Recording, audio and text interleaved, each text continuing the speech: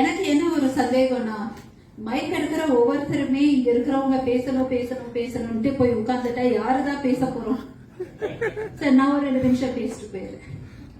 So எனக்கு நம்ம தோழர் இளம்பொருள் சுரேஷ் அவர்களை முன்னாள் அமைச்சர் டாக்டர் HV ஹண்டே அவருடைய செயலாளர் தோழர் ராஜா அவர்களை அறிமுகப்படுத்தினாரு. மிக நன்றி. இந்த மேடையில நான் சொல்றது ரொம்ப கடமைப்பட்டிருக்கேன். எவ்வளவோ மேடை ஏறி இருக்கேன்.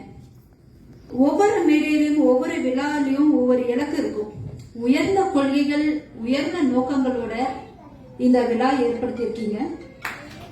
உங்களுடைய இலக்கை நீங்க நிச்சயமா அடையணும். அதுலயும் ரொம்ப முக்கியமா நம்மளுடைய காவல்துறை நண்பர் சொன்னாரு, ஊடக இயக்கமா ரெஜிஸ்டர் பண்ணிட்டு அத ஒரு சமூக பாங்கு நோக்கின ஒரு இயக்கமா மூவ் பண்றது பயணிக்கிறதுன்றது லேசப்பட்ட காரியம் இல்லை. ஏன்னா எல்லாம் மிஸ் தமிழ்நாடு அப்படின்னு என்ன அறிமுகப்படுத்துறாங்க. நான் இன்டர்நேஷனல் ஆர்கனைசேஷன் யுனைடெட் சமாரிட்டன்ஸ் இந்தியான்ற இயக்கத்தினுடைய தலைவர். அது ரொம்ப சுலபம் இல்லை. எந்த இயக்கத்துக்கும் நிர்வாகிகளை ஈஸியா அமைச்சிடலாம். ஆனா அத வழிகாட்டக்கூடிய அனுபவசாலிகள் அவங்க வந்துட்டு கரெக்டா அமையலன்னா அது ரொம்ப கஷ்டம். அப்படி பார்க்கும்போது இந்த மேடையில ரொம்ப ஆசீர்வாதமா நான் நினைக்கிறது, இந்த இளம்பொருள் தலைவர்களுக்கு நிறைய ஊன்றுகோலா பெரிய அனுபவசாலிகள், அதுலயும் எனக்கு தெரிஞ்ச எந்த இயக்கத்துக்கும் வந்துட்டு லீகல் அட்வைசர் கேள்விப்பட்டிருக்கேன், போலீஸ் அட்வைசர் இப்பதான் கேள்விப்படுறேன். ரொம்ப பாராட்ட வேண்டிய விஷயம். இன்னொன்னு என்னன்னா, நான் ஒரு ஸ்வீடிஷ் NRI. இந்தியால எங்க இயக்கம் மூலமாவும் சரி மத்தவங்க இயக்கம் மூலமாவும் சரி நிறைய தலைவர்களுடைய பிறந்த நாள் நினைவு நாள் விழாவுக்கு போயிருக்கேன்.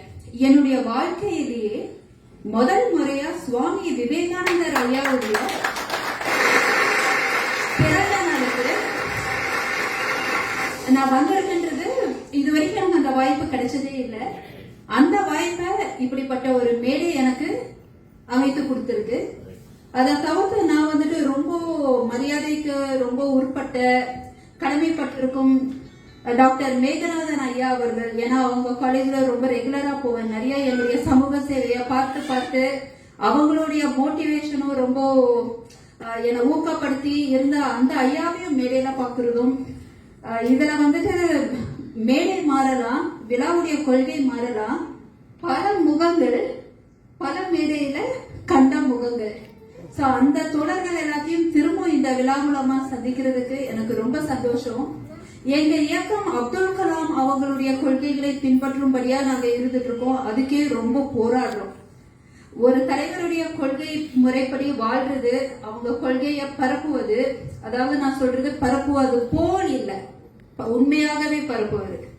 நிறைய பேர் பரப்புவது போல்னு சொல்லுவாங்க, அப்படிதான் வெளியே தெரியும். உண்மையாக ஆக்கப்பூர்வமாக ஆத்மாத்வமாக பரப்புவது அப்படின்றது சில இயக்கங்கள் மட்டும்தான். அப்படின்னும் போது இந்த இளங்குரல் இயக்கம் 5 தலைவர்களுடைய கொள்கைகளை வந்துட்டு பின்பற்றி அதை ஃபாலோ பண்றதுன்றது ரொம்ப மிகப்பெரிய விஷயம்.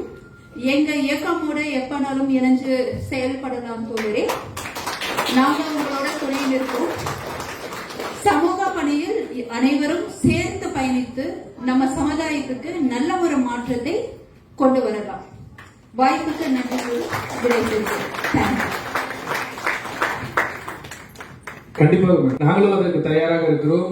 அழைத்தால் இணைந்து செயல்பட நாங்கள் காத்துக் கொண்டிருக்கிறோம். நன்றி.